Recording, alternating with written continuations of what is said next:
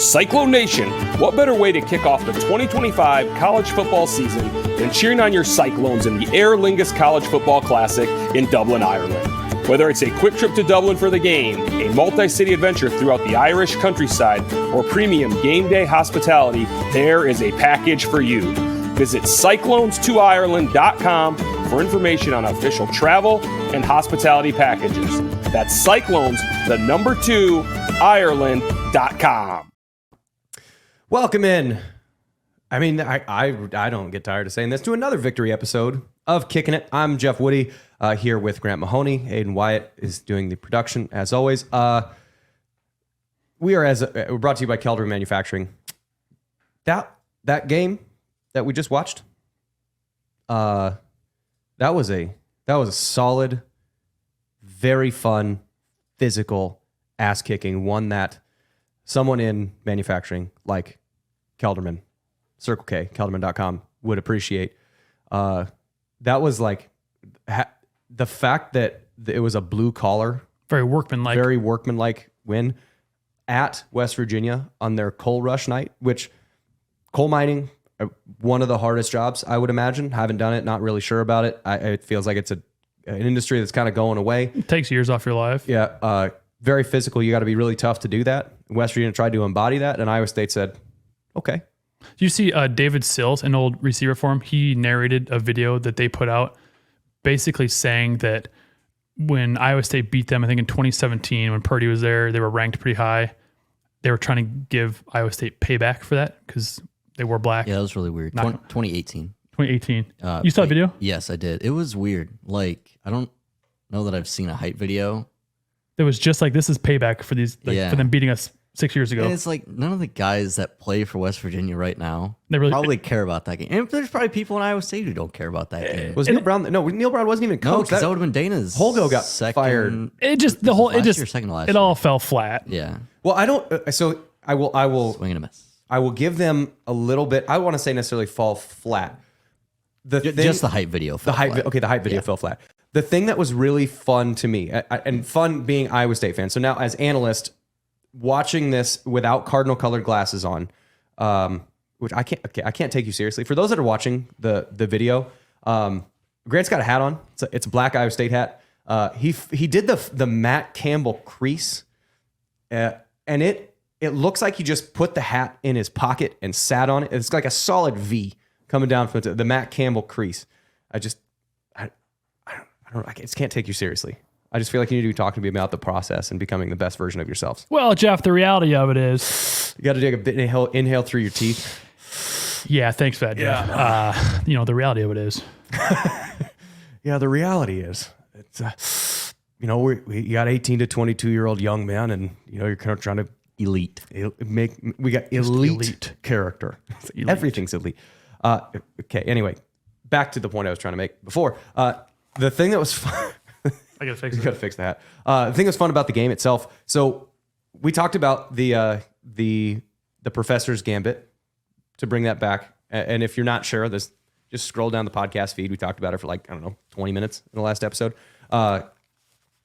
Iowa State in the first drive or 2 or 3, depending on how many you get, is likely playing a pretty vanilla offense. And what's fun is Neil Brown confirmed that in his post-game pressers. He said, you're not going to get a lot from Iowa State. You're going to get a very different thing in the first bit than you do in the end.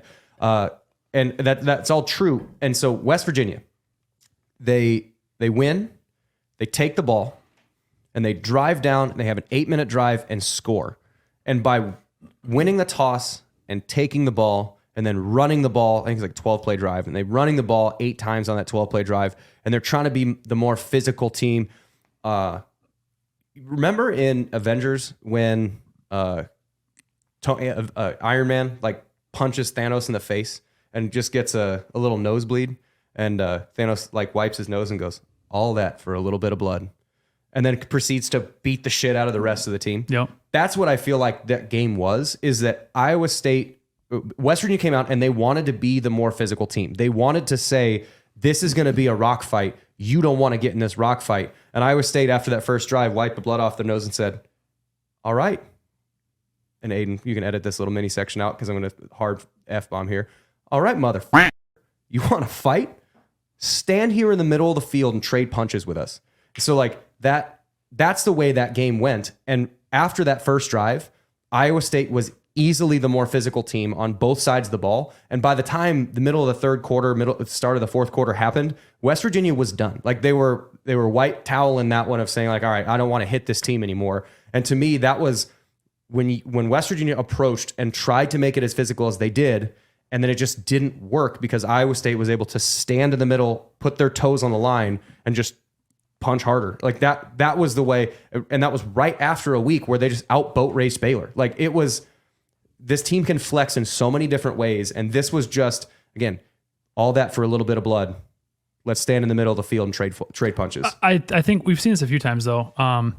For sure Baylor, for sure West Virginia. I don't know the other games, obviously not Houston.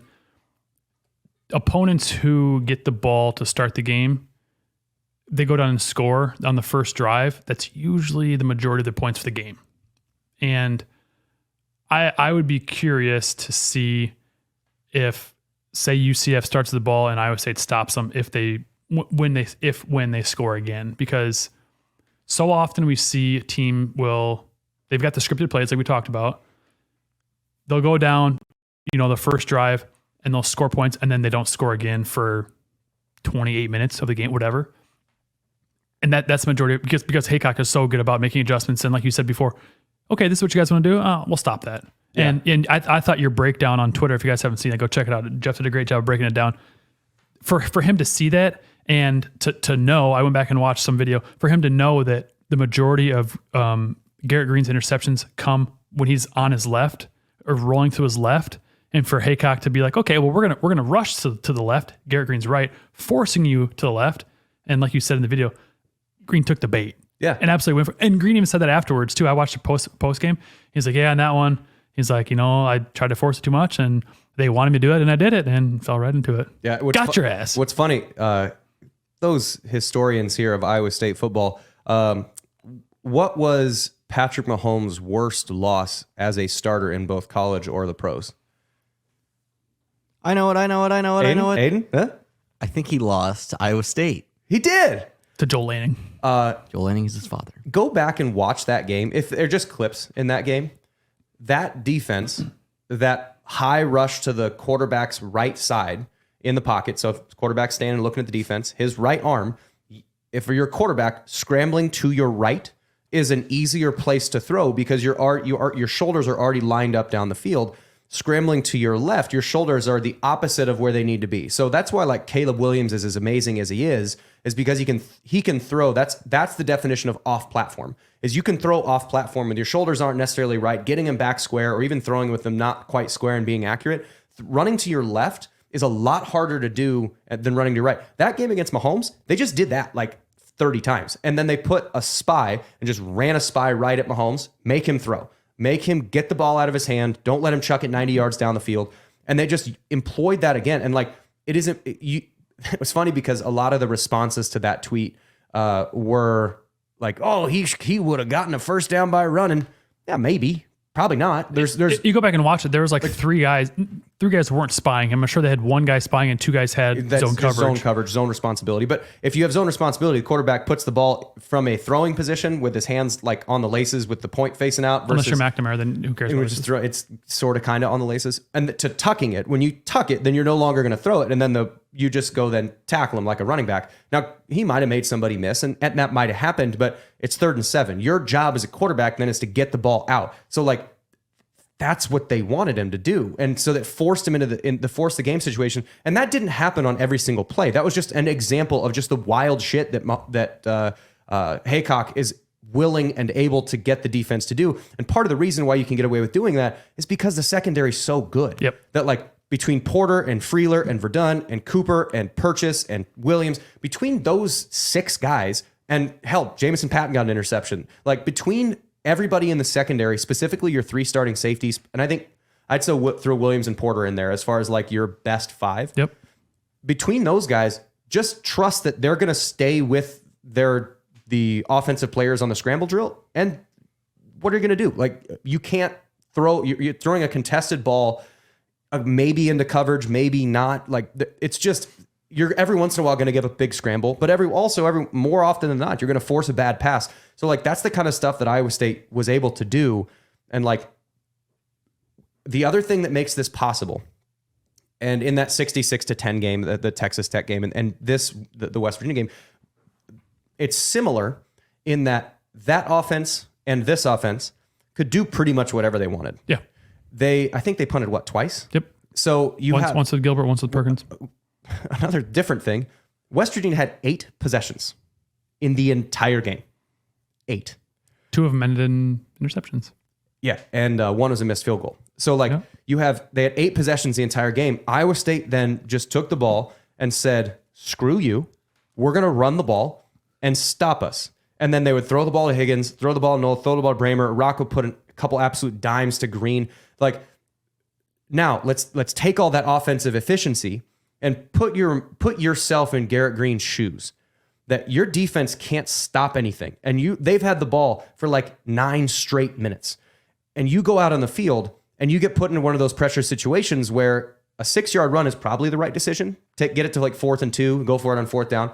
Or you could maybe make a pass for 20 yards. And if you make this pass, then you can overcome some of the opposing offense and how much pressure the offense puts on you as an opposing offense to feel like you have to match it. So it's not just that the defense is good. It's that this kind of like looming threat that Rocco and Higgins and Hansen and 72, they're all waiting over there. And you got to keep them off the field. Like that's part of the beauty of this team is that the defense is so good because the offense is really scary. And then the offense can do what they want because they can trust the fact that if they do get stopped, that the defense is going to come out and get a stop. So like it's such a complimentary game that like it's fun to watch and just know that like West Virginia, sweetie, this isn't going well. Did you see the video of Mauser at the Baylor game? Where he's like, they're not stopping us at all, and I haven't even gotten into anything that I wanted to get into. Yeah, and I know Williams has talked about it. I think Bruns talked about it too with you, Aiden, on your Sunday show. Sunday. I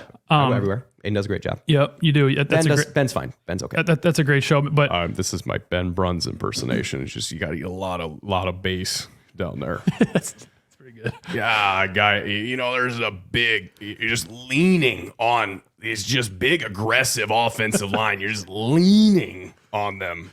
He's the best in the biz. So, but what? Got to bring the bass freak. You just got to cut out the bottom, like 1200 hertz or whatever that is. Just cut out the bottom a little bit. What Williams and Bloom and Bruns had all talked about too is that this offense is so versatile. You can have 5 wideouts. You can have 3 tight ends. You can be in the wishbone, the strong eye with Steve-O and a lineman. The Maryland eye, just a bunch of corn-fed white dudes in the backfield. That to me that's the most. I know I'm interrupting. The corn cob formation. It's just like Hansen's the guy that runs it the best. Just coincidentally, he just happens to be from Minnesota. And Steve-O from Illinois, Ohio. Where's Steve-O from? Midwest guy, I think. And then Tyler Moore is going to be the other one, or Gabe Burkle. Both of those are Iowa guys. So you got like an Iowa guy, a Minnesota guy, and then you got another. I think he's a Midwesterner. I know that for sure.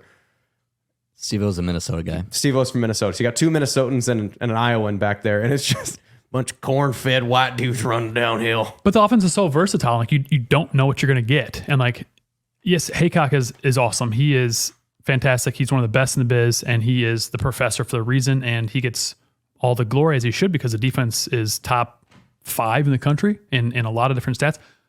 But let's talk about Mauser, who this is his first year as an offensive coordinator, and he is killing it. Williams has talked about this too. I have never seen an offensive coordinator be as aggressive at Iowa State as Mauser is, and I love it. I mean, the first pass on offense was like a 20-yard little drop pass to Higgins, and I texted you guys right away and said, you guys are cooked. Their pass defense sucks. And Rocco had a great game. I told you before, we could have put up 40 points on West Virginia, but this Iowa State team, what they do, and we called this too. West Virginia wanted to run the ball. As soon as Iowa State got up and West Virginia was behind and they had to pass, they were out of their game. We wanted that because then Green's going to turn over, and he did. And it's the same thing's going to happen with UCF. We'll talk about it in a little bit here, but it's the same thing that happened. And Iowa State could have put up 40, but what they want to do is get up 2 scores, have a boa constrictor to slowly tighten and make you offense press on the sideline. Like, so one of my favorite books is Mary Shelley's Frankenstein. It's like the actual, like the OG Frankenstein, which is really good. Like it, especially we're on Halloween season. Great book. And that one, he's in like the movie version. He's sort of like this big, in the book, he's like this super smart, like surgical assassin, as far as like being able to come after basically Young Frankenstein. You ever seen that movie? with Gene Wilder. Yeah, rest in peace. Yep. Great Gene Wilder. R.I.P. Kind of similar plot though. I don't remember it enough, Oh wow, but solid movie, I think. anyway, the part of the reason why Frankenstein is scary, one, because he's made of dead body parts. That's pretty frightening when you're there. But part of the reason why he's scary in the movie or the book is the fact that you don't know where he is, but you know that he's there. And like that's the way that Iowa State's offense feels. Is they feel very Frankenstein on the sidelines, that there's nothing you can do to stop them from succeeding. And you feel that on the opposing sideline. Like this, the correlate to me, it's when we played Baylor back in the Art Riles era. A lot of bad stuff happened off the field, but on the field, the product was you get RG3, you get guys that Nick Florence, I think was, but they're scoring 40 points a game. You got to feel every time you're on the field that possession, if it doesn't end in points, you lose. Like they're just gonna you get 0, they get 3. You get 3, they get 7. You get 7, they're gonna match it with 2 touchdowns right away. And like that's the pressure that you felt. So their defense didn't have to be that good. They could be, but you just felt the Frankenstein effect of that offense just looming, waiting there, and that's what this offense is doing. And like every opposing offense, and that's the reason why when you get up 2 scores. And opposing offenses just throw interceptions. Yes, the defense is really good, but why are they throwing it so much? You have a quarter and a half. You can score 2 times in a quarter and a half, but you feel that if we get the ball back to that offense and don't score a touchdown on this drive, they're going to score a touchdown. We're going to go down 3 scores. The game is over. Like that's what it feels like for an opposing team for this offense. And what I feel like too is that the playbook I feel like is so deep, and what Mauser does is so just genius, and that he puts in new wrinkles every week, and he'll run stuff that, you know, we've run in games past, but once they get 2 scores, he doesn't need to open up the playbook. He doesn't need to open up the playbook anymore. Call plays you've already called. Ones that have worked, ones you've run in the past. You don't need to show any new plays. Hold those for new opponents, which is still Campbell-esque. Yeah. So, you know, we saw it in the Baylor game. I don't know if you heard the post-game presser where Mauser was like, oh, that little Brock ran it for the Niners last year, where you like faked a screen, and then hit Kittle over the middle. That's what we ran to Bramer, and Bramer scored. They instilled that play the week of the Baylor game. So Mauser is very open to like, oh yeah, that play looks good. I actually tweeted at him something that I don't know who it was that ran it, but basically they ran kind of a pitch, and like the guard and the center and the right guard like pulled to the right and kicked out whoever it was, is linebacker, corner, whoever, and they ran. I sent it to him. I said, he runs with Salmon, it's gonna be a touchdown. I don't think those pitches. I don't think those pitches are what I sent to him, but kind of similar concept where they're pitching to Hansen. He was kind of run between the downhill tackles. pitches. Yeah, it's like an outside zone, but you can. I don't remember the exact play, but you can either do that on outside zone. It's just an easier way for Rocco not to have to just sprint out of there. Sure. It just makes play action easier when you can just fake a pitch and then come back. But the thing that I really like, this is a little, I mean, I don't know how many people come here for the fun banter, how many people come in here for the deep X's and O's part of this. But one of the things that I appreciate about this offense, because offense is, you're constantly trying to force a new reaction with an offense. Because a defense is all reactionary by nature. You don't know where it is. You're trying to dictate the terms. You be physical in the defensive line and whatever. But like if you're a defensive lineman, you just sprint up the field and they run a screen right behind you and you don't react to it. All of a sudden, a little dipsy doodle. Yeah, little dipsy doodle, how's a noodle bomb, Chilla Beach. But you do that, so you have to react. Defense is all reactionary. Offense is all dictating, and so you want to make sure that you're dictating the right thing and that you're not allowing that whatever you're trying to put in play to be known. So you have to do a self-scout on how would I play defense against me? And the best example of this, and I think on Williams and Bloom, they mentioned the option play. So it's a 4th and 2 option play. Why was that so successful? It's not that you're just running speed option. The reason why that's successful is because they always look in the proverbial mirror to say, what are our tendencies? Because if God love him, if Williams knows to follow Steve O'Klotz to the ball, Defensive coordinators know to follow Steve O'Klotz to the ball. So what are we going to do? We're going to put Steve O'Klotz along with 3 other tight ends to the strong side of the formation. I thought for sure they were going to run like a whatever that's called to the right. Exactly. You're going to run it's a lead zone, or you're going to maybe quarterback power. They've done that a couple times. You have the running back is to the left. Anytime you're trying to run inside zone, usually to the opposite side of where the running back is. So if the running back's and the quarterback's left, you're generally trying to run inside zone to the right because it allows the quarterback to read where that is. So everything is telling you, based on Iowa State's game film, that they're going to run some version of an inside zone run to the right behind those 4 tight ends. They were in 14 personnel. They run speed option away from the strength of that formation. What does 14 personnel mean? 14 personnel, 1 running back, 4 tight ends. So 12 personnel is 1 running back, 2 tight ends. 21 personnel will be 2 running backs, 1 tight end. So they're in 14 personnel, which is insane. That's what I'm saying, though. Very versatile offense. It's insane. Normally, and it's also not crazy if they were to like audible out of that and have 4 tight ends they can then throw to. Right, but it's 4th and 2. What do you do on 4th and 2? Run behind 49. You're going to run behind 49, and you're generally going to run behind 72. Those are the 2 things you want to do. Okay, let's put 49 to the right side, and now 72 is on the left side, but the running back is looking like his inside zone. Everything is telling you that we're going to run inside zone to the right, and they run option left. Quick, you're not trying to score a touchdown with that. You're trying to get 3 yards. It's such a brilliant play because even if the corner or the safety to that side can see it, they don't totally trust that it's coming at them because it doesn't make sense. It doesn't match the game film that I've seen. Like, I come back to this sometimes, the Trey King against Kansas game where he just drops like 4 or 5 threes.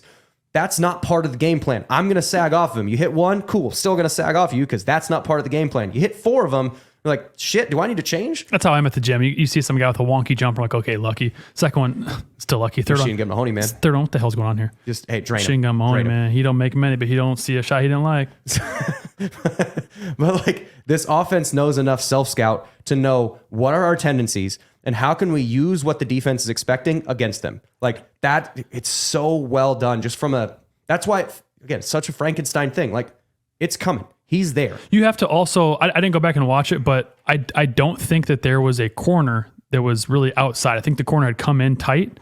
And so when the whole defense thinks it's going to their left, Iowa State's right, I have to imagine that D end went across Travis's face and was rushing to his left. The D end, that was the read.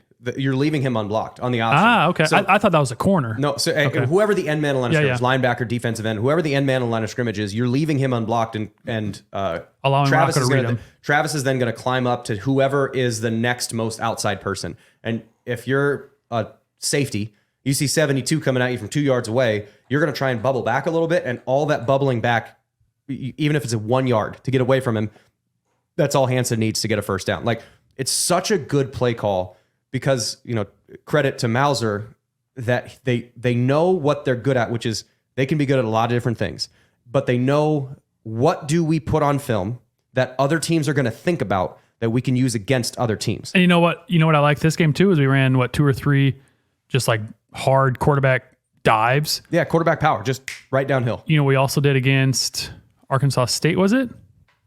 A fake quarterback dive over the top to Bramer, which still there. Yeah. And like, if you're, so let's say if you're Jon Heacock and you're playing this Iowa State offense, and, we talked about what Heacock tends to do is you're going to go a couple drives and then say, okay, what do you do well? What do you want to do? And we're going to take that away.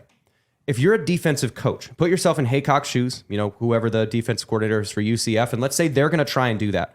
What are the 2 things that you're taking away that you feel comfortable? If I take away A and B, but give you C and D, I'm cool with that. What are you comfortable with giving Iowa State, and what are you trying to take away? Probably take away Higgins first and foremost, and then try to take away the running back. As best you can. Okay, Yeah. Throw it to Bramer. Yep. Throw it to Noel. Even Green. I mean, Green's, we still don't have a third, quote unquote, receiver. Bramer's probably our third best pass catcher, but as far as like wide receiver, who's going to step up? But yeah, we've seen Eli's probably, Eli Green's probably the third guy, but we've also got Benny, who hasn't really done much, who is a stud. We got Isaiah Alston, transfer from Army, who hasn't done anything, who is a stud. I mean, he's behind Higgins. Yeah, I mean, have you seen like his like highlights or like Wild freak, nuts? Yeah, like one-handed, Suction. He's just behind. Yeah, the octopus. Number 9's really good. Yeah. So, I mean, this team is just, I've never seen, we had some studs when we were there. No one, I never played on a team that was like this team. That's as balanced as they are. There's studs everywhere, and they're so deep. I mean, hats off to Colby Cratch, the quote new linebacker coach. He was on staff for a while, went to North Texas, and then came back. But this is his first year as being but being the linebacker coach, position coach. He has earned his paycheck. Those linebackers, they looked a little lost. Ryland looked a little lost versus Baylor. Great game, second highest tackler, and then Bo Goodwin, true freshman. He's been in the program for 3 months. He was 34. He was the last guy added who got added 2 weeks before signing day. One of those this guy's toss him, man. This guy's a 6'3" dude from middle of nowhere, Iowa. He's just tearing it up. Your film looks fine. We got an extra scholarship. Boom, have it. He's well deserving of it. Yeah. He probably should have had it a lot earlier, but he came in versus Baylor and looked okay, and then versus West Virginia, stud. I mean, he had a few plays that I was like, this kid is not the second interception. He almost had it. Yeah. I think he played over, just almost tipped it. He had 5 games under his belt where I'm sure he still has some nerves, he would have picked that. Yeah. It is wild just how many people are contributing. Now, this is, it is interesting because when you look at the actual stat sheet itself, it's a pretty even game. Other than the scoreboard, because they kind of got a little bit of garbage time at the end. How many possessions did Iowa State have? How many possessions did Iowa State have? 9. Okay. West Virginia had 8. Total yardage, West Virginia had 354 total yards. But the problem is they only scored 3 times. They missed a field goal, which changes. They had 4 theoretical scoring drives. One of them was in garbage time. But they had 4 scoring drives out of 8 total drives. So the stats weren't that bad. It was just that Iowa State made plays when they needed to make plays. And you could feel the tide and the pressure rising for West Virginia and falling for Iowa State just because of the way they were playing. They only rushed for 148 yards too, which for their standards is really low. They just ran for 500 versus Oklahoma State. 389. So Oklahoma State's defense, boy, terrible. And I think we'll learn a lot this next week. Not even so much with the Iowa State game. I think UCF still is a good team. They've got. We'll talk about them in a second here, but Kansas State goes to West Virginia, another night game. So that could be a bounce back game for West Virginia. We'll see how good West Virginia is, how good Kansas State is. Kansas State almost lost to Colorado. How good is Colorado? I don't know. And then also Oklahoma State goes to BYU. So is Oklahoma State just your season over? Is BYU actually good? There's those 2 games are going to be some fun games to watch outside of the Iowa State game. We haven't talked about special teams yet. Aiden, you were so screwed. Hidden yards. Bring it. All right, so hidden yards. There is a tricky one. I will give the closest to either answer because there's sort of a half answer and half answer for one. Okay, so I don't know what you're talking about. What do you got, Aiden? Hidden yards. Iowa State plus 60. Grant? I was going to go lower than that, Aiden. And I will. Iowa State plus 49. Grant's closer. What was it? Suck it, Aiden. So for those that, just to recap the rules on hidden yards, and this is a little bit of a Jeff stat. It's adapted from what we would go over. So one of the things Clearly a flawed. Suck it, Aiden.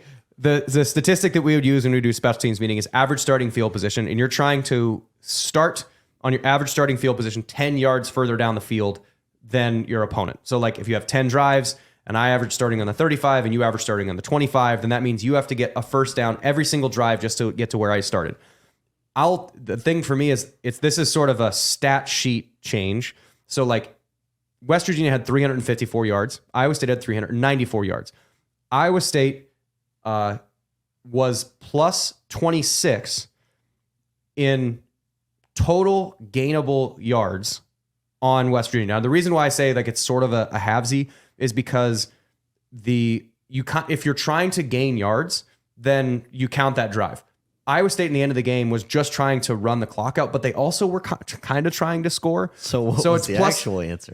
Iowa State is plus 26 if you remove that drive because they're not trying to score. So those yards more or less didn't count. But I kind of think that they were kind of trying to score. So that was 62 yards. They started on the plus 38. So that's 62 yards. So you add 62 to 26, and that would be 86 86 or 88? Which is It'd be 88. closer. Somebody's closer. Happy learn how to putt. Happy can putt. So you guys both get a gold star. So just depending on whether you count that last drive as Iowa State trying to score or Iowa State not trying to score. They didn't try to score. I'm going to go with not trying to score. So they had 26. They started 26 yards closer to the end zone on their 8 drives that they were trying to score on. I think they were trying to dick around, and then when West Virginia called a timeout, like a minute left, they said, you guys are trying to be a dick, so we'll just kind of, stick this cob in your pipe and smoke it, and we'll just kind of see if Higgins can get another touchdown here, and if not, we'll just kneel it. They weren't trying to score. So if, let's for the sake of numbers there, so let's say 88 yards that Iowa State was in advance of, as far as starting field position, total amount of starting field position, Iowa State started 88 yards closer to their respective end zones, then that means you have to subtract 88 total yards from West Virginia's stats because they had to just get those 88 yards to get to where Iowa State started. Like that's the entire point of hidden yards. So West Virginia had 354 yards. I'm going to calculate it here. 354 yards minus 88. So West Virginia really, when you compare apples to apples, had 266 yards of offense. Not very good. Right? Like that's why hidden yardage, it's the reason why that game felt as disparate as it did. What'd you just say? Disparate? Disparate. New one. It's just Desperate. Nope, disparate. Spell that for me. Disparity. You've heard that term. Yeah. Disparate is the noun version of, or is the adjective version of disparity. I learn something every time when I talk to you, Jeff. Thank you. But if they're at 266 yards, Iowa State's at 394 yards, that's why it felt so different. At time of possession, Very Iowa disparate. State disparate. Yeah. 36 or 33 minutes time of possession for Iowa State, 26:57 for West Virginia. So Iowa State had the ball for 6 minutes longer. When you subtract the hidden yardage, again, they just had to gain that many to get to where Iowa State started. Then they were outgained by 140 yards. Like the game didn't feel close because special teams and turnovers and that onside kick that kind of happened, it changes how the game feels, even if you don't notice it. That's why hidden yards is a thing. Forgot about the onside kick. That was a terrible attempt. Oh my God. Which for the record, and this is not blowing smoke, Grant Mahoney, best onside kicker I've ever seen. I was a wizard just at kickoffs. Yeah. Surprise onsides, and like before they implemented like the fair catch rule with the one hop big bounce, I would nail those. What were you said? 7 for 8? 7 for 8, and the one that they quote unquote we didn't recover, I swear to God, it bounced off Jaworski Lane's face mask, and we recovered, and they said, oh, it didn't go 10 yards. Oh, it didn't go 10 yards because it bounced off his face mask. I swear to God, it did. Not bitter. No, that is excluding one that we had versus Baylor that we recovered, and they said, oh, someone was offsides. And they weren't. Jeremiah George offsides, and he was 2 yards behind the ball. He wasn't. And then I kicked off again, and then they took it back for a touchdown. I remember that. Yeah. One thing I found interesting, though, Bloom tweeted this out. I don't know how legit this is, but since Brent Bloom, Moneybag Bloom tweeted it out. Stamp of approval. Yeah, it's got to be, it's the 12% rule. And it's this Iowa State's whatever motto. Yeah, so Aiden's got it pulled up here. So it says, to be a successful offense, we must eliminate as many mistakes as possible. Our objective is to score points and control the football game, which this sounds like them. We must control what we can control and keep our offense ahead of the chains. One of the most telling stats that we can focus on is the 12% rule. The 12% rule is the total number of penalties, negative plays, turnovers, and drops divided by the total amount of plays. We aim for this total number to be under 12%. I've never heard of that before, but it's a great rule. It is. And you think about it, they're doing all of this right now. That's an objective way to measure the margins. Yes. That's what that is. It's as opposed to saying, I had a good game today because I didn't make any mistakes. Well, everybody makes some mistakes. The drops happen, penalties happen, but you make as few of them as possible. And then how do we quantify what that is? And I'm sure that's backed by data because they don't do anything. Iowa State's program doesn't do That's not a random number. Any of the programs don't do anything by just feel and happenstance. They do it based on a lot. They're not throwing shit at a fan and seeing what, at a wall and seeing what sticks. They shit it in the fan. That's not good. Wow. I hope there's not throwing shit. Sometimes I've thrown shit in the fan just so you know where it goes. Everyone gather around. You're a dingus. Don't be a dingus. Don't be a dingus. Book with our lingus. You kind of it's a close. So, my lucky charms. They're always after me. Lucky hey, charms. Grant, there's something fun that the Aer Lingus College Football Classic is doing. Yeah. Yeah, and I'm sorry for our listeners because I will be signing up for this. This month, the Aer Lingus College Football Classic is giving away a trip for two to Ireland. Cyclone Nation can enter now at cyclones2ireland.com/win. The winner will receive round-trip airfare for two on Aer Lingus, a 3-night stay in Dublin, 2 game tickets and pre-game hospitality. You must be 18 or older to win. The deadline to enter is 11:59 Eastern Time on Thursday, October 31st. So head to cyclones2ireland.com/win to enter now. Again, that is giving away 2 tickets, 2 round-trip tickets to the game with hospitality and a 3-night stay in Dublin. It upsets me how good your accent is. I work with a guy from Ireland. Is it close? Right on. It's spot on. Oh, bollocks. Yeah. Oh, bollocks. Yeah, that's what he said. What did you say, Eamon? His name's Eamon. E-A-M-O-N-N. People call him Eamon all the time. Amen. Yeah. It's Eamon. Great accent, though. Great deal, though. Yeah, it's you can win 2 tickets. So cyclones2ireland.com/win. You can win 2 tickets. You must enter by the 31st. So 11:59 Eastern Time on the 31st. Enter. Do it. What I'm about to say may make me seem like a dick, but it's also, I think, pretty genius. You sharded on Zach Geyer. That, yes, I am a dick for that. Didn't shart on him. Adjacent. I sharded in my undies, in my skivvies that was leaned his way. I'm sure maybe some poop particles got into the air and maybe into his hair, but did not directly. He had no shart on his face. It was contained to what I believe just in my undies. No, but what I think is probably true is while there's a Cyclones2Ireland.com, there's also maybe a Wildcats2Ireland.com. They probably have the same deal going on. Maybe check their page and sign up as well too, because I'm going to. Oh my God. That would be, of all people to win that, if you were to win the Wildcats to Ireland. Oh. It's me, Greg Mahoney, big Wildcat fan. I'm flying out of Des Moines, please. Oh, Thank boy, you. that would not be good. I can't condone that as far as but I'm not gonna condemn it. I hope, can't condone it, but I can't condemn I hope that enough listeners really, I mean, they hear that and we find it, and enough listeners flood their page to that the point where an Iowa State fan wins their giveaway. That'd be Awesome. One thing I do want to say too is Conradi obviously missed a field goal.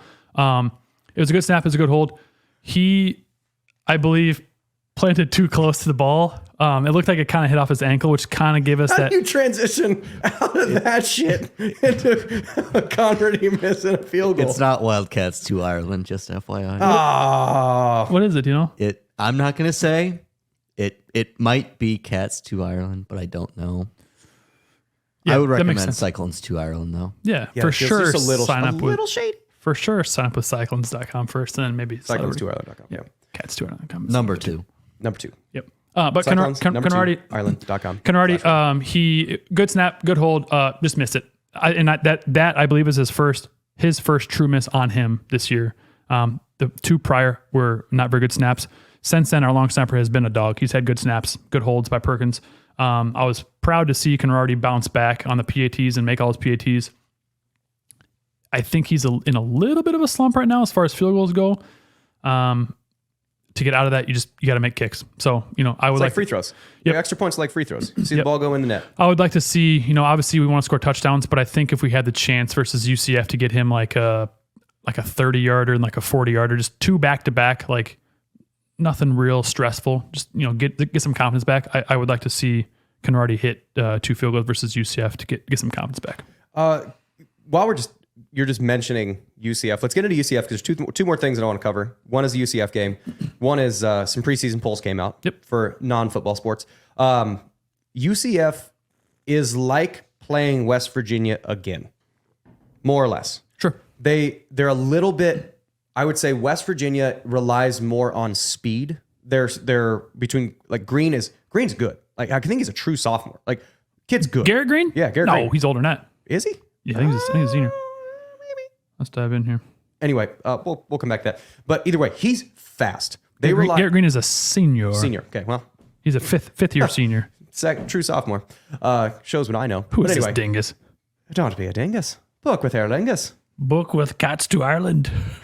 Don't. That's pretty shady. But do sign up for their contest. Anyway, West Virginia relies on speed. The guys that they have back there, they don't tend to run north and south as much. They're going to try and get an edge and just beat you with speed and just explosive plays. UCF plays FU style running game. Yes, to do. Their quarterback is like 230. Well, Like, they're what? What? KJ Jefferson got benched last game. I'm guessing he will not be playing versus Iowa State. Their previous starter was 230. We'll see what it is. But either way, they run downhill. So inform the listeners here, because I'm finding out about this. I guess the prep that I've done for UCF is extensive. So he got benched. Who came in? He didn't play. He didn't play versus Cincinnati. So Ja'Curry Brown, who is a transfer from Miami.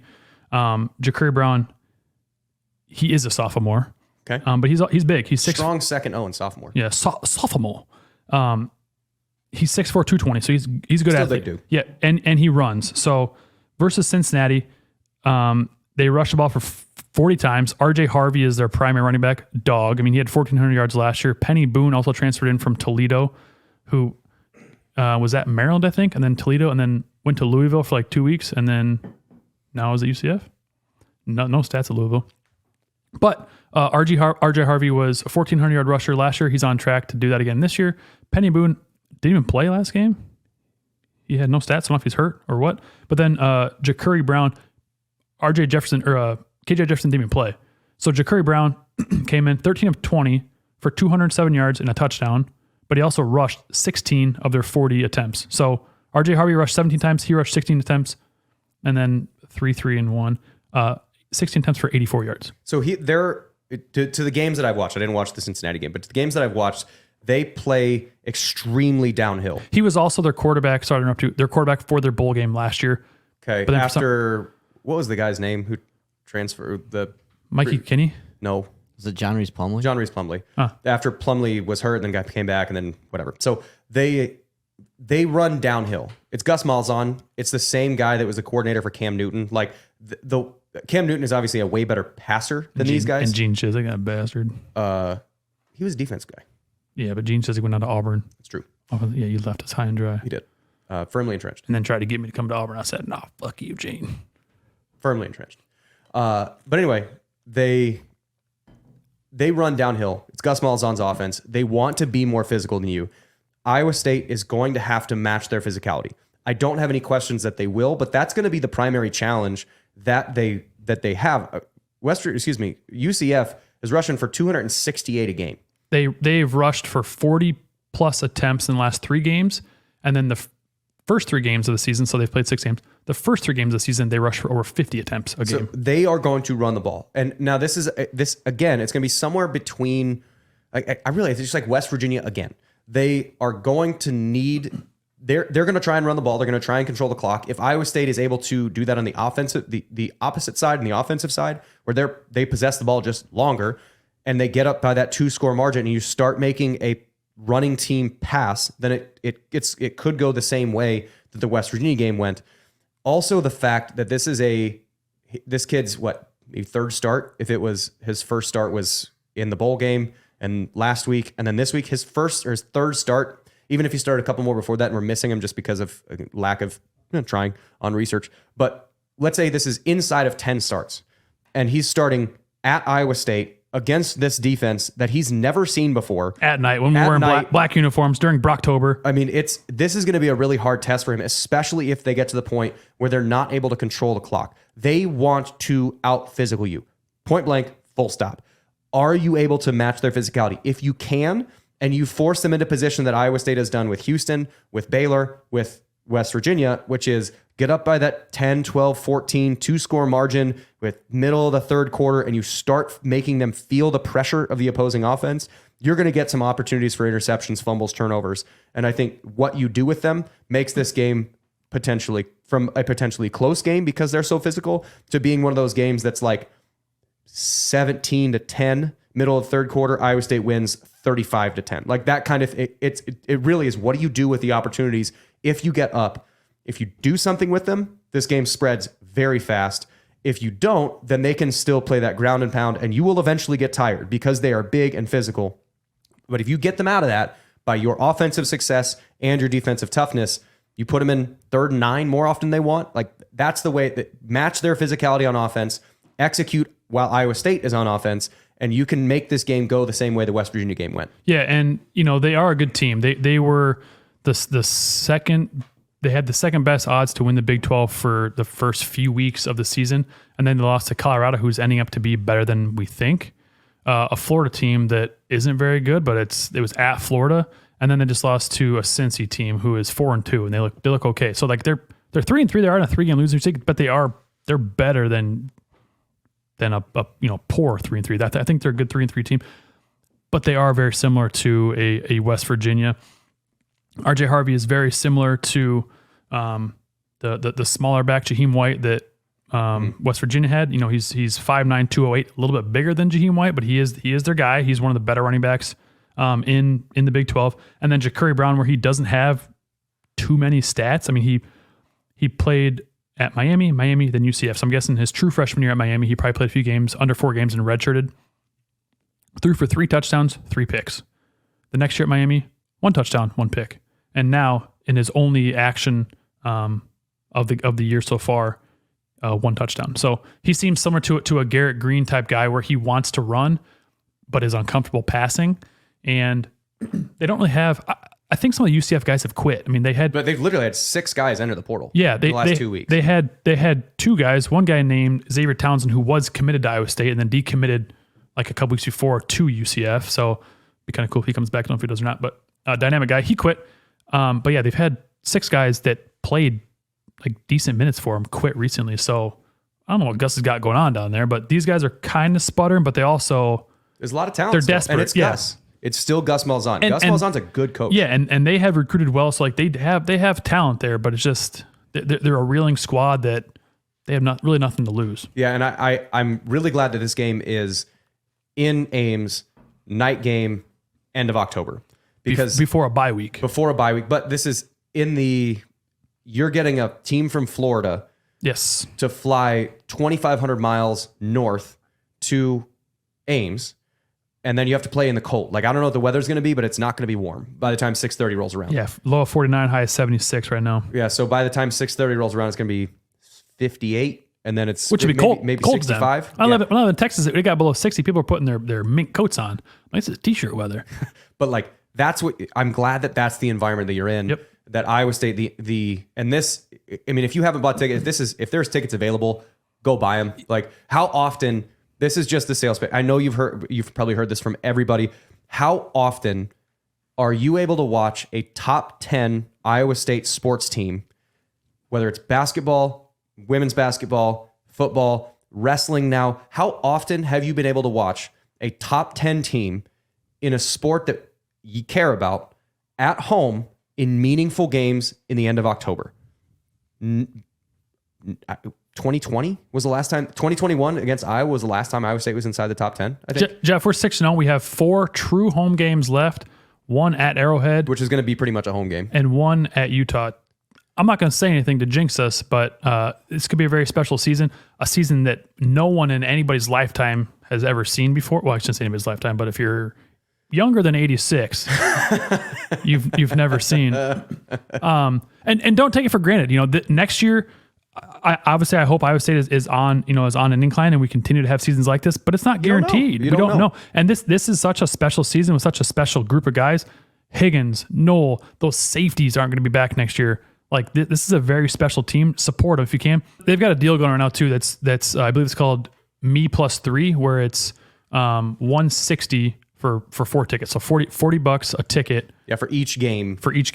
So they're available for the remaining home games this year, and also specifically for this one, they're available still. I don't know where those seats are, but still, I mean, you can watch a top 10 team with you and 3 buddies, or you and your spouse and 2 kids for $160. Yeah, this is one of those things. Like, this is, to this point in my life, this is once in a lifetime as far as success level. So you don't have to listen to me, and hopefully Harvest is done by this time. Hopefully Ryland Barnes' parents can watch him play. Yeah, that's bless their hearts. I mean, how pumped were they in the combine? Yeah. Like, just watch. I don't know if they're still harvesting at, what would it be, 8:30 at night? Probably. Yeah, I've seen some trackers out there. But like, you're still out in the combine watching it on iPad, just losing your mind in the combine. So hopefully, like, harvest is done by the time farmers can get back in there. But like, man, this is such a special season.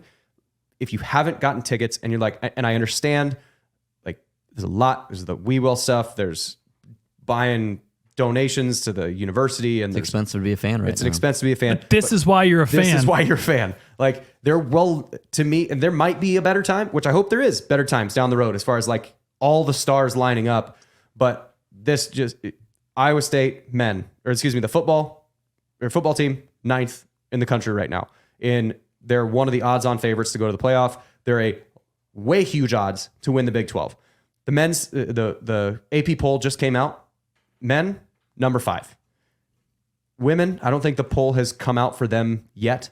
I think it comes out this week, though. I'm going to guess if they're not top 10, they're going to be flirting with it. I bet they'll be top 10. Upper single digits, like 8 or 9, something like that. The wrestling team's probably going to be a preseason number 2. Like it's number 2 or 3, depending on how they think Iowa versus Iowa State. Penn State 1, and then those 2 or 3. I don't know. There's been like some wrestling polls that have come out that have Iowa State at like 15, which is crazy. Good. It's like Give Kevin I don't Dresser a think- 15. I don't think they'll be number 2 just because there's going to be Penn State and Oklahoma State's going to get a lot of love, but they'll be top 10. Top 5, top 10 for sure. So you have 4 your primary sports. I guess for me, I'll put wrestling in there because I'm a wrestling fan.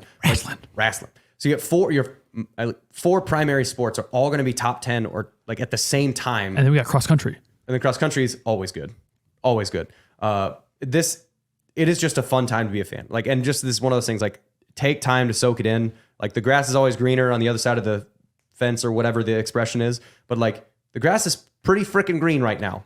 People wait a lifetime for a year like this. For a moment like this. Beautiful. And who knows when it'll come around again. Don't wait until, don't wait to buy tickets. Don't wait to buy tickets to mute the microphone. Don't wait to buy tickets until Iowa State gets to the Big 12 championship game, because it may not happen. If it does, it may not happen again for a while. I know we said that back in 2020, but you couldn't attend the game then. Yep. So maybe break the bank a little bit. If you're able to. I may. We'll see. I didn't buy season tickets here. I wish I would have. Yep. And I wish I could go to the game this weekend. We have plans, so cannot. I'll be there. I will be watching it though. I'll be there. It is a blackout too. So if you have black, they're not like making people wear black, but the team will be in black. So Put your black on. I thought it was cool that the original tweet said that we're wearing black. Black was capitalized, so put some respect on the black uniforms. because what Means something to me. West Virginia's was coal colored. It wasn't technically black. Well, just the first letter was capital B black. Yeah, So it's like this isn't just some color to us folks. that's right. It's our color. It's our color. It was nice of West Virginia to wear black to their own funeral though. I didn't like Got the him. silver. I thought they were really cool. I thought they were cool. Call me crazy. I I, liked think it should have been just black and white. I didn't like the silver on it. You're crazy, Aiden. You see Texas Tech's though. No. They've got so Mahomes' logo is like gladiator, I guess. Like it's like a P and an M, like it's like the gladiator logo. Mm-hmm. He gave them $1 zillion. yeah, but he gave them gray jerseys with like the outline. I think the outline of the numbers is red, and then like the number itself is like a shimmery silver. Kind of slick looking. I think their wear numbers is Baylor. Here they are. Oh yeah. It says Tech on it as Yeah. opposed to saying But then you see like on like Texas Tech. the right side of the screen, like the right part of their chest, that's his logo. Kind of cool jerseys though. he's made good money moves. Yeah, he is. Yeah, see that? Yeah. That I says see like it. the gladiator. That's I get it. his. Yeah, because there's a little P and there's a little M. It's Yeah. like a Kind of cool. I think their winner versus Baylor though. So that's a rivalry. Go Yeah. Baylor. yeah, whatever. Go Baylor. I'm stuck. Not Bears. I'm stuck between, as far as like rooting fandom for who do you want to win generally. My theory on this is you want the good teams to be as good as they can be in order to make Iowa State's strength of schedule strong enough that you can build in cushion were you to lose a game somewhere. So like if Kansas State, by the time Iowa State and Kansas State play, if Kansas State, I don't think they will, they're better than this, but let's say they're like 7-4. By the time you play them, that game doesn't mean as much, even though it's still a rivalry game. There's anything can happen. If Utah loses the next like 4 games or whatever it is, by the time you play them, granted, they might be demoralized by then and you can win easier. But like if Kansas State is really bad when you play them, that win means less. So you kind of need the good teams on your schedule to be good when they're not playing you. So like BYU, realistically, you want BYU to win all the way out and Iowa State to win all the way out, and you have 2 undefeated teams in the Big 12 championship, because then both teams are probably in. It'd be hard to keep a 1-loss team who only lost in the conference championship out versus in lieu of like Texas A&M is going to lose at some point again. So they're going to be 10-2. And Tennessee or Alabama, they each have 1 loss right now. They play each other this weekend. One of them is going to have 2 losses. Like, you're going to start having this like 10-2 non-conference champion playing SEC team, or like a cannibalism, a little bit of something like that. And that 4th or 5th team from the Big 10 or the SEC versus like a 12-0 Baylor playing a 12-0 Iowa State for the Big 12 championship game. That pretty much both teams are in. Like, that's kind of the way it goes. So to me, like, my rooting interest, the teams that Iowa State plays on the remainder of the schedule that have clout already are Kansas State, Utah, Texas Tech. Those 3 teams, to me, I want them to be as good as they can be when not playing Iowa State. Kansas and UCF and Cincinnati, they don't have as much of a high-end ceiling, so it doesn't matter for them. Like, yes, nice. If Cincinnati were to finish the season 9-3, awesome. Looks great. But for me, it feels like those 3 teams, rooting interest, you want them good. And the teams that you play, you want them good. So, like, I don't know, whoever's remaining on the schedule, you want them to win as much as you can versus like the Colorados of the world or the Oklahoma States of the world that you don't play. BYU though, like BYU would be fine for them to go undefeated. Yeah, BYU would be fine to be undefeated, because then that would be your opponent in the Big 12 championship game. They'd be like a 4 versus a 6. It'd be a strong argument if both teams are 12-1, both of them to get in. One 13-0, one 12-1. Right. Yeah, that's why both teams are probably in. If they're undefeated playing in the conference championship game, they're probably both in. There's a good chance that Kansas State will be 10-1 or 9-2 when they come into Ames. Yeah. And so you want them to be good. Yes. Like you need/want Kansas State to be really good in order for that win to have more cachet, because Iowa State's strength of schedule to this point hasn't been very good. The remainder of the season looks like it will be, but if Texas Tech falls apart and they lose 5 of the remaining games, then that win doesn't look as good, assuming that Iowa State would beat them in this, analytical rooting calculus of it. But like, you want the teams that are remaining on the schedule to be good. You want the teams that are not on your schedule outside of BYU to lose. Yeah, and it's an interesting week this week. Oklahoma State goes to BYU, like I mentioned, Friday game, 9:15 kickoff. What are we doing? 10:15 here, right? No, 9:15. 9:15 here. 9:15 here. Yeah. So I thought it was 10:15 here. I don't think so. 9:15. Okay. But then you got Kansas State goes to West Virginia. That's a 6:30 kickoff on Saturday. Yep. So that's another big game. Is West Virginia for real? We don't know. Is Kansas State for real? I don't know. Avery Johnson has not looked as good. He's looking better recently, but also I'm not sold on Colorado. Like I'm still, they're 4-2, but I'm not sold on them. But also big implications this week in the SEC. So I know it's not an SEC centric show, but we're going to talk about it. Alabama goes to Tennessee. One of those teams, again, Alabama lost to Vanderbilt. Tennessee lost to Arkansas. Yep. Both of them already have 1 loss. Yep. So one of them will have a second loss. Georgia goes to Texas. So Georgia has already lost to Alabama. But then also later in the season, Georgia goes to Ole Miss, who's respectable. Got 2 losses now. Respectable. And then they also host Tennessee the third to last week of the year. So you're likely going to have a few teams. That's why if Iowa State or whoever, let's say the winner of the Big 12 is 12-1 by the time the season's done, they're in for sure. Obviously, conference champ is in. Let's say the second place team is undefeated when they get into that. So it's 12-0 versus 12-0. And the 4th place team in the SEC is Alabama, and they're 9-3.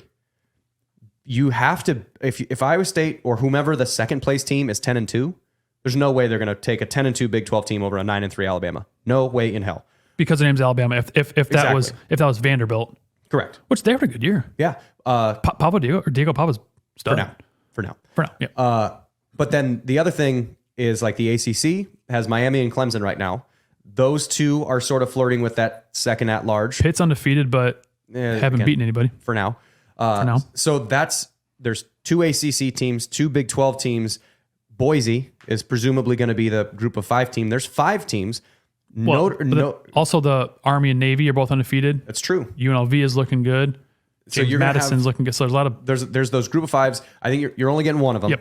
But then the Big Ten, like Oregon's good, Ohio State's good, Penn State's good.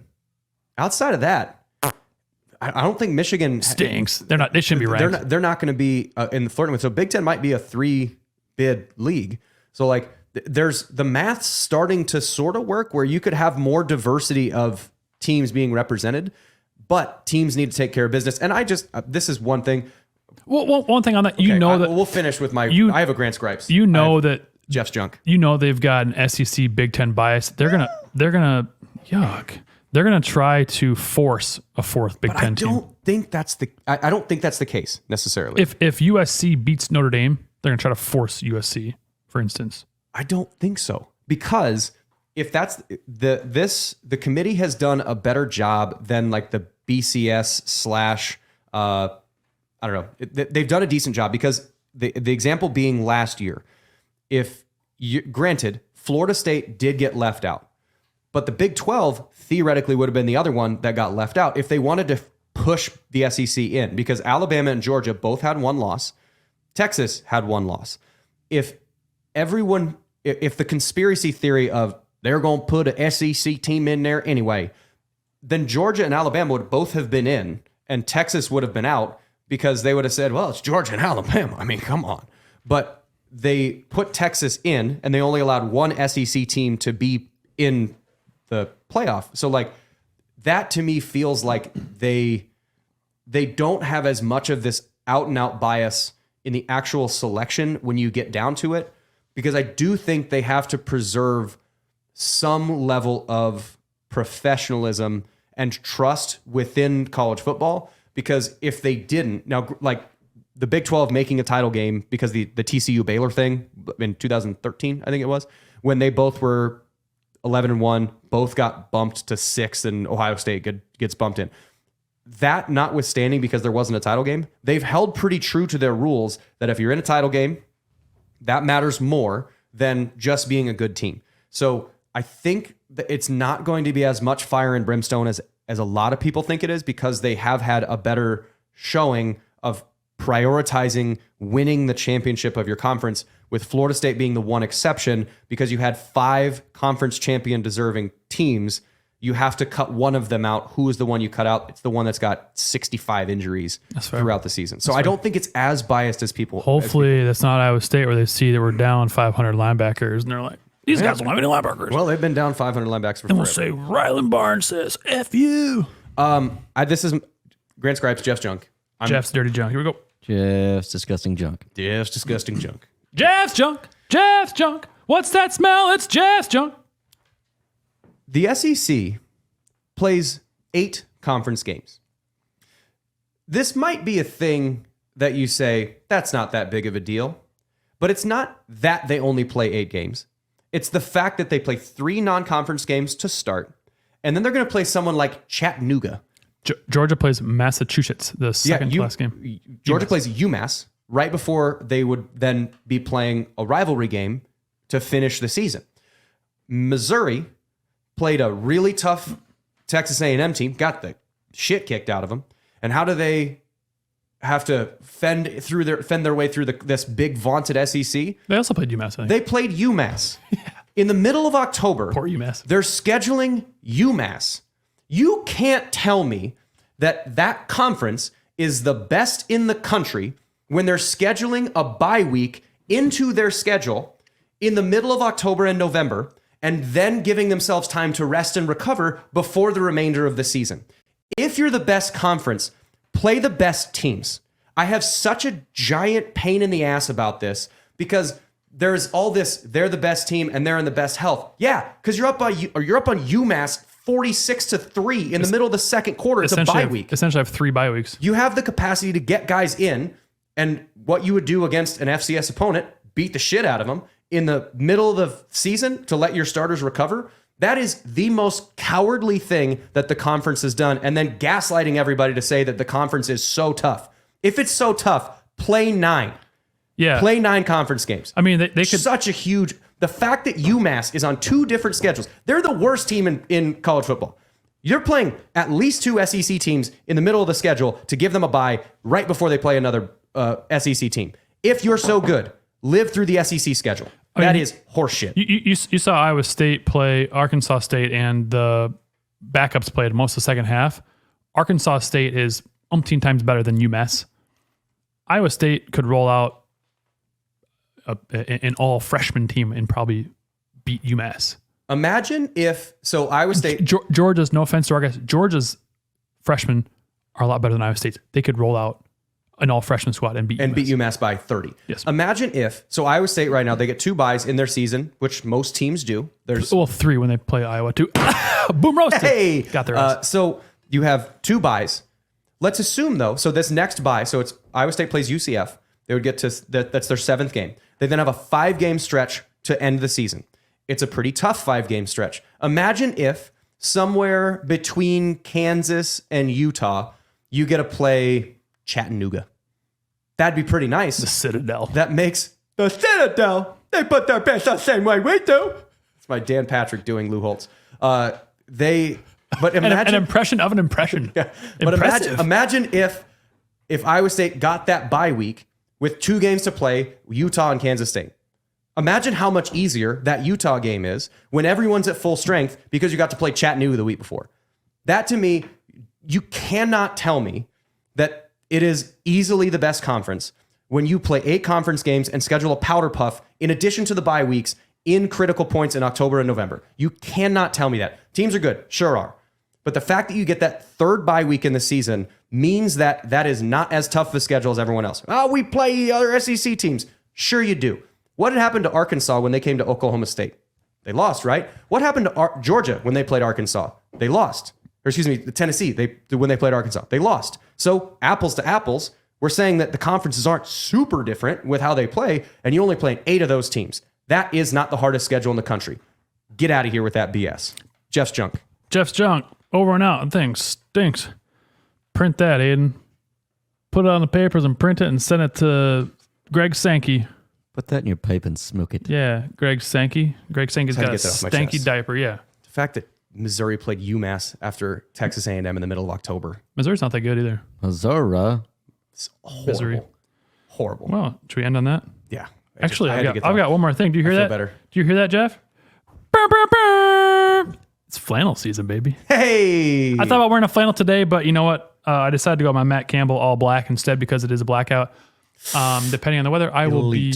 It is elite. Well, Brent. you know, the reality of it is, Jeff, Man. I was going to wear a flannel, but you know... You know, the reality is... Your Matt Campbell is way too close to John Gruden. Listen, I tell you. Listen, man. Listen, man.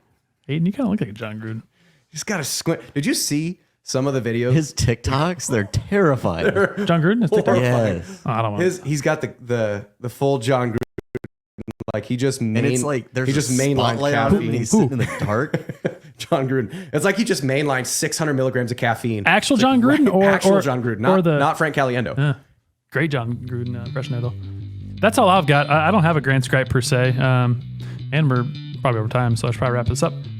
So thank you to Aiden Wyatt for producing. Thank you to Jeff Woody for allowing me to come back on his show here. And thank you to all of our loyal listeners for sticking around for whatever this was. No, I enjoy it. Remember, adopt, don't shop.